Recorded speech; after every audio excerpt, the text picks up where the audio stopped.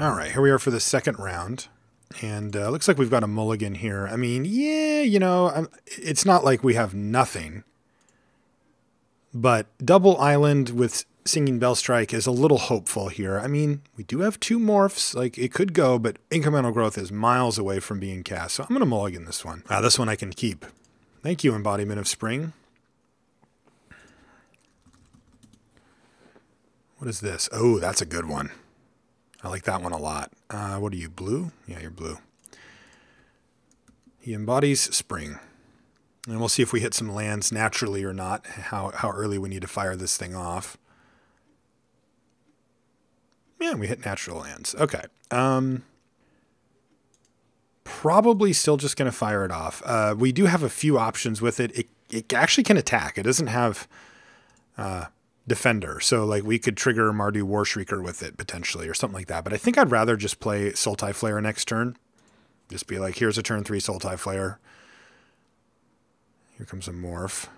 All right, so his morphs get real good though. You can equip to make him a 4/4. Yeah, so let's go ahead and sack this. And we need to get a forest. Flare.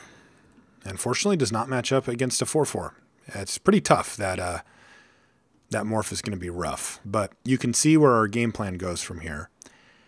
He attacks us for 4, we take it. We hit him for 4 back, and we play Mardu Warshrieker. And if we draw a morph and get super lucky, then we're in heaven. But if we don't, then fair enough, we just play it. And then when the next turn we play Riverwheel Aerialists, and then bang, try to kill you. Oh, yuck. Okay, we drew a morph, so we got super lucky. That's exactly what I was hoping for. Attack you. He thinks we're racing, and we are, but we've got a little something up our sleeve here. So Warshrieker.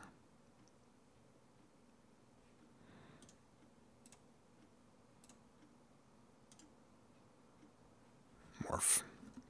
I think this card's underrated. I like it a lot. It's a lot of mana. See if we draw a land next turn, whether we decide to go for the Aerialist first or then the Incremental Growth after that, or if we just go for the Growth here. Could definitely see just going like, put 3 counters on this, turn it up next turn or whatever.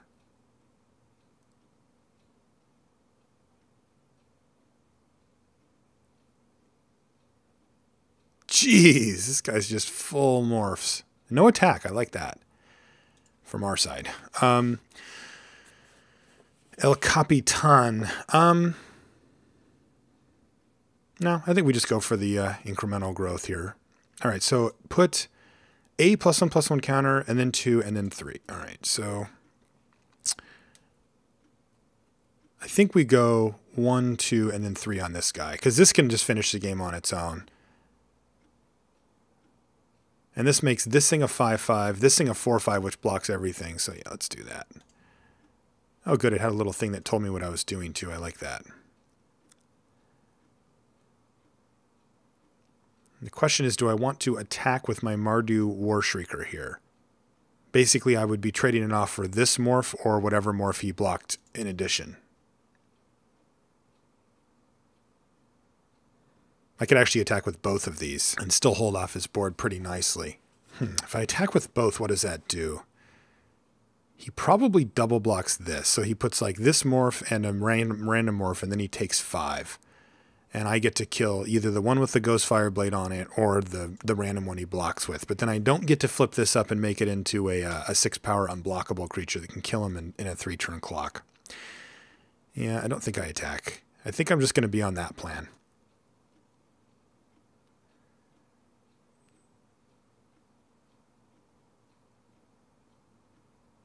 It's a little bit tougher because if he just removes this, then our plan isn't as good. But I really don't like trading a 5/5 for a morph when he can just throw this Ghostfire Blade on whatever he wants, anytime he wants.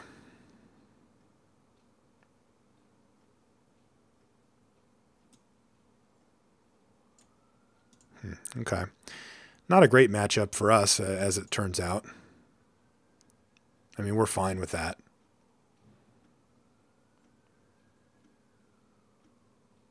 Because all of our creatures still trade for that thing. This deck looks sweet, though. This card is so strong. He didn't have any attacks here, though, so that's kind of sweet. Oh, so he's shifting around a little bit. Don't know what that means, but there it is. All right, so we drew a land, but it wasn't the one we wanted. So let's do this. Oh, I spent too much. Why did I do that? Well, it doesn't really matter, I suppose, as we're not doing anything else with the mana, but it's a little annoying. All right. Attack. So 3 turns later, he will die, assuming that he doesn't have removal for that last card. And in the meantime, we get to do a bunch of blocking, and we're going to be gaining 4 life for when any of our creatures die. As the board currently sits, we will be gaining life. So our plan here is, because he's going to start having to get the move on here, is he attacks. We throw Mardu Warshrieker in front of this. We throw this in front of a random morph. Maybe even this, I don't know. And then we play Aerialists, attack with this thing again, and hope that it's good enough. That's kind of our plan.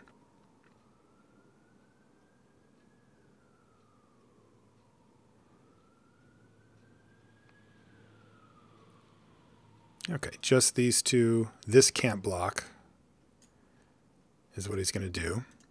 And he's going to make me trade it here. So I'll have to do that. You got it.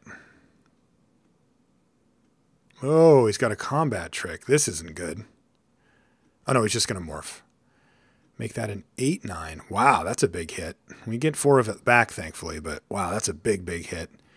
He knows he's dead in 2 turns. Ooh, I like that draw a lot.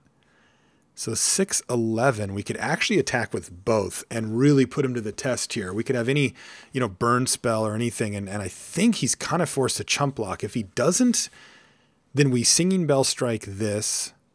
1, 2, and then he can't unmorph anyway. Yeah, I like attacking with both here. He's going to have some serious gusto to not block. He also might not have a choice. But if he doesn't block, then it's going to make his attacks super awkward. So our plan is to Bell Strike this and then just play Tuskguard Captain and be like, go. Yeah, he's got a chump. Don't blame him. And it was a Sagu Archer, so he didn't care about it. So lock this down.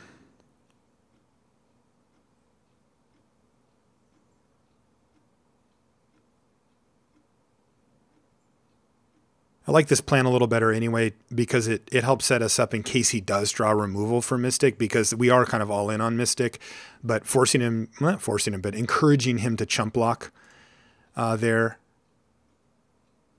means that our board state gets a little better besides the Mystic, just in case, he kills it. I think this card is fantastic, by the way. I'm kind of just big on any 2/3 in the format right now, but yeah, definitely like this one. So he can go 1, 2, 3, 4, 5. He can pay all but 1 mana to unflip this, and then I can just block the morph and take the 8. He doesn't have enough for the +6/+6. So yeah, I think we just can get him here.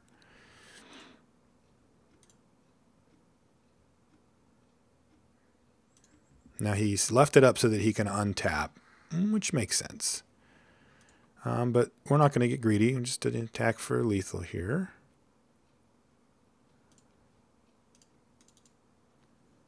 Make him have an answer, and then we'll figure out a plan around Riverwheel Aerialists if he does have an answer here. All right, he's got a kill shot, so lucky draw. But not a shocking one. He doesn't get to untap his Woolly. Yeah, seems fine. So now our 5/5 has trample. I wonder if I could have leveraged that.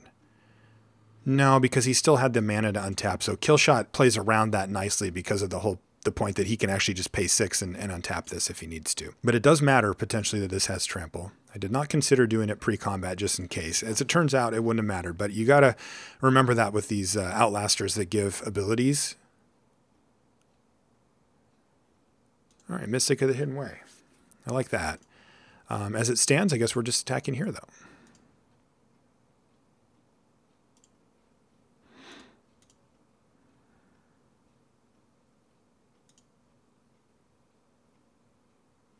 Okay.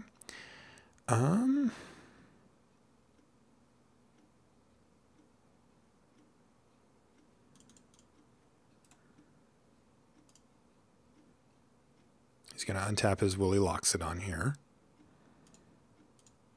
I'm not going to put a counter on it this time. I just want to make sure that we have as many blockers as possible here. We're at a very healthy life total, but stranger things have happened. It is funny how Singing Bell Strike acts in the super late game like this. It can give it kind of vigilance, which is interesting. All right, this is a Krumar Bondkin, which he has turned face up. Oh no, are we going to get killed here? Warrior.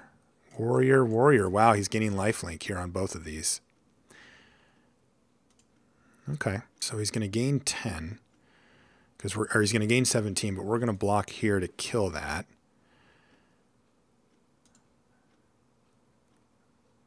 That's only this turn, right? Yeah. All right.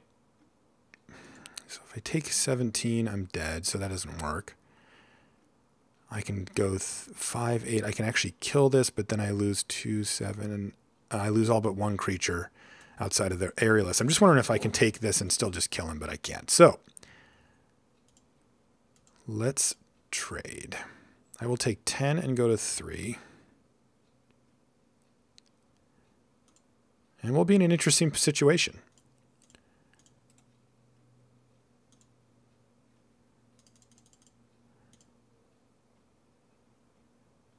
Yeah, that works. So let's see here. We need to kill him as fast as possible. So 4, 7, 10. So we have him on a 2-turn clock. Temur Charger can block. So we're going to go for it.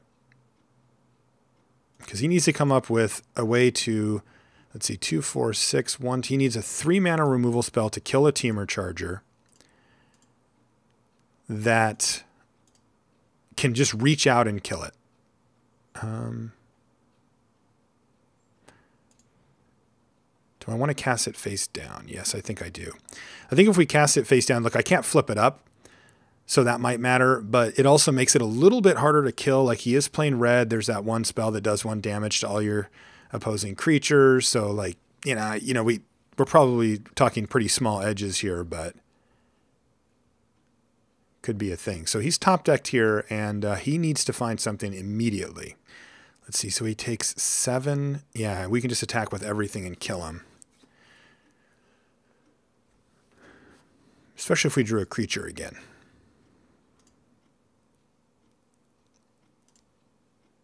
We did not. So we have a choice here. We can take the safe route and attack with Aerialists and Mystic and get him down to 2. Or we can ship with the whole team, in which case he blocks this and he takes 4, 7, 8, 9, and he's exactly dead. So if he has any way to gain life or kill a creature, we would lose. But if he has nothing, if he has a creature that he drew or a removal or a land or whatever, then we kill him. So what's the upside to waiting, though? If he does have a removal spell, we're still in such good shape. So I think I'm going to just, I think I'm not going to go for it here.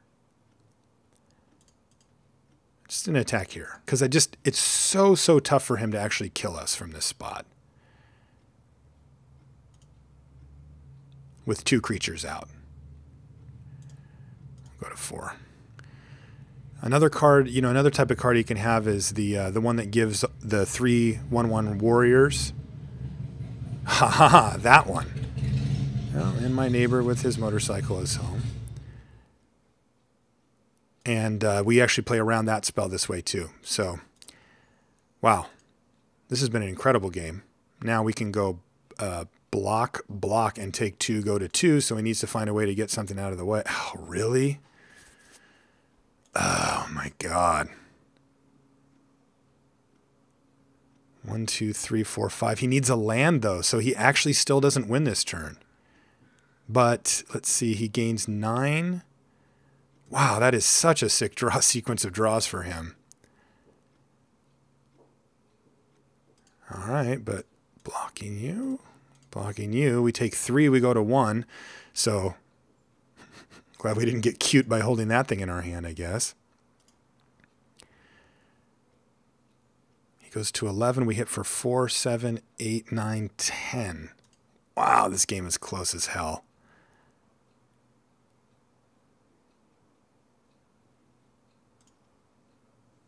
Heir of the Wilds. That's pretty good here.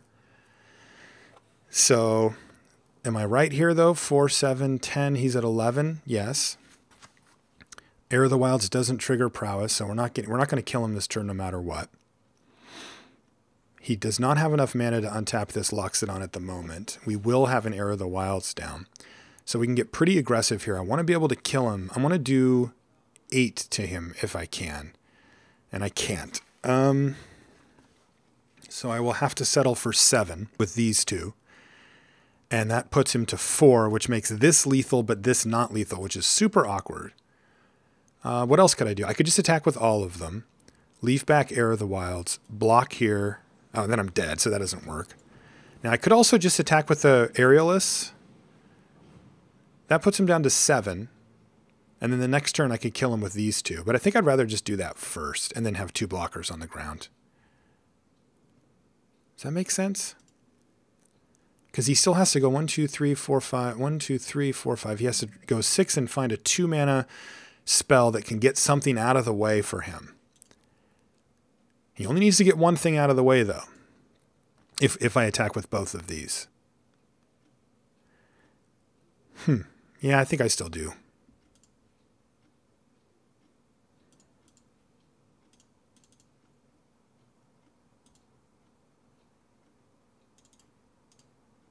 Play this. All right, so here's the moment of truth. Does he have a removal spell plus 6 mana available so he can untap his Loxodon and kill us? 1, 2, 3, 4, 5, 6, and then 3. He also could just draw the pump spell, the +3/+3 and trample, which would do it. Yes.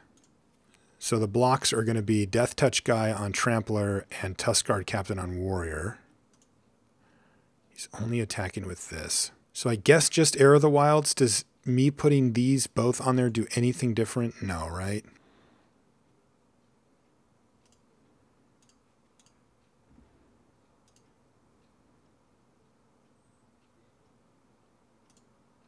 Okay, so that happens.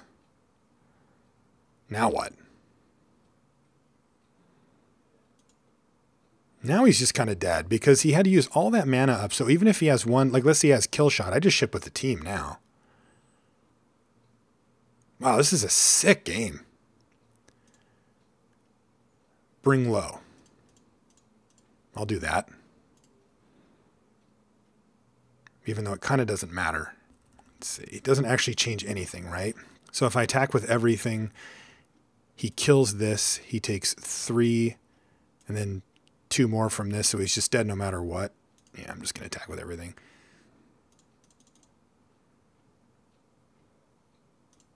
All right, we got there. Wow, that was close. That was close.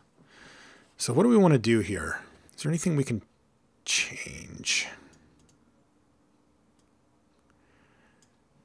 Meandering Tower Shell. He's also not playing blue, but it does just sort of eat up all of those morphs with their plus, everything. Yeah, let's do that. I'm going to bring that in for the Archer. Do we want a Canyon Lurkers? The Embodiment of Spring seemed pretty important in that game. This looks good. The Lurkers are probably not great against his infinite morph deck. All right, what do we got here? I think I'm going to keep this hand. I'm not super excited by it, but I think we'll probably find a morph or a blue mana source at some point here. Yeah, that works too. This is just sort of a dudes and some lands type hand, which isn't really great, I don't think, but I don't think it's bad either. Oh, yeah. Yep. I had a feeling that was coming. Saw all those morphs. He got 2 different, like, sort of morph-centric rares. Pretty insane. And we're going to do kind of nothing for the first few turns. But Alpine Grizzly will be pretty decent. But he's probably going to go off this game. This could get rough. Wow. Oops. Wow. Maybe I just need to bring in that Naturalize. I don't think I needed it for Ghostfire Blade, but this is getting ugly. Yeah.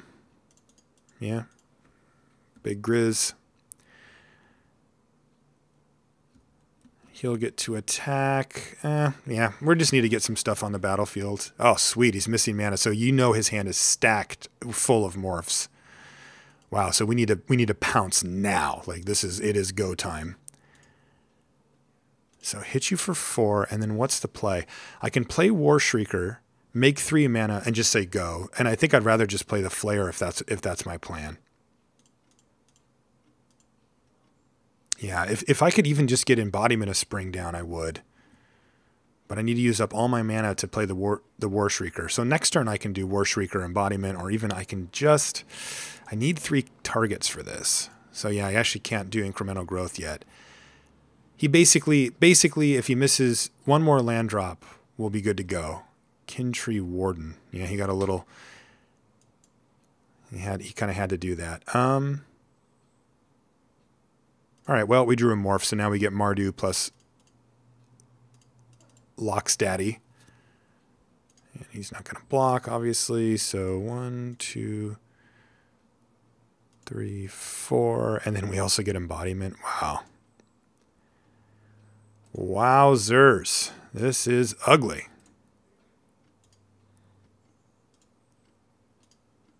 Bang. There's a board state. All right, he hit his land.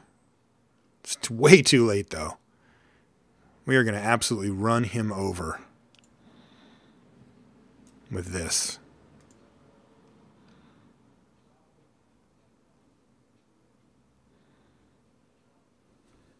Yeah, draw your card. Or get your land, I mean. Enjoy it. Enjoy looking at it in your hand where it will be stuck for eternity. Tough draw for him, though. Trail of Mystery with, I'm assuming, 2 to 3 morphs in his hand at least. Like, you got to keep that, I think. Depends on if he's running 18 lands, I suppose, but still. Okay. This gets interesting, actually. So, I can Incremental Growth, but I can also just battle with the whole squad here. Like, he does not have blocks that make any sense. If I Incremental Growth, they get even worse. Yeah, let's do that. So I want 1 here. So I want 1 on the Grizzly so that it can get through this morph and not be traded off. And then I want 2 on this morph so that it can get through both so that I can make it into a Woolly Loxodon. And then I think I just want 3 on this Embodiment of Spring because it just makes it from no attack to an attack. So 1, 2, 3. And my favorite button on the new Magic Online, that one. And go to 1. And there is no card in this set for 4 mana that does what he needs it to do. There's 1 for 5.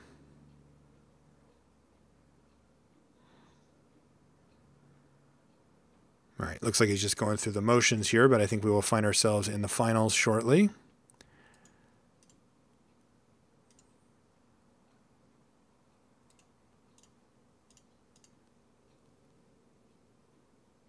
The beats. Just so he knows that there's a video. I don't want it. I always feel weird about that because, you know, I mean, maybe they don't care. Maybe they're just frustrated because he didn't draw his 3rd land for 2 turns in a row. And that is frustrating. I would totally understand that. But also, it's really interesting for like game 1 to watch from the other person's standpoint to see what we were playing around, what we were thinking about. You know, it's pretty good. Wow, this guy is just awesome. I think it's easy to overlook how difficult it is to be that gracious when you're losing. I mean, you know, have you ever gotten mana screwed? I have. Oh, hey, look at this. Well, we did win. I'll restart Magic Online in a second. But, you know, I do want to make sure that we give Mad Ogre here props. I think that, like, the bar should be that if you take what you consider to be a bad beat, that you don't act badly as a result of it. You know, you don't act out or, you know, yell at the person or be a jerk or whatever. And I think that's a perfectly reasonable bar, but some people can exceed it. And he has here, where not only has he taken a bad beat, but also, and lost a really close game one. He also is being gracious. Like, he's complimenting me. He doesn't have to do that, you know? And I just want to, I like calling that out when I see it, because I think that people tend to focus on the negative stuff, but there are really great people like that will, you know, kind of rise above the status quo. All right. We'll see you guys in the finals.